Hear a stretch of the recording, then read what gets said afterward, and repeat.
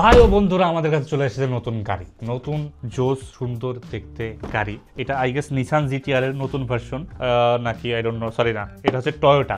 আরো একটা আছে, সেটাও দেখাইতেছি। তো যারা অনেকেই আছে আমাদের এখান থেকে, যাদের প্রিয় মানুষকে আপুমনিরা গিফট করেন, আমরা কিন্তু অনেক খেয়াল করেছি যে এই গিফট করার, গাড়ি গিফট করার, যারা গিফট পাইতেছেন না, যে আপনারা যে আপুমনির সাথে আছেন তারা গিফটটা বুঝছেন, নাহলে গিফট করতেছেন আপনাকে।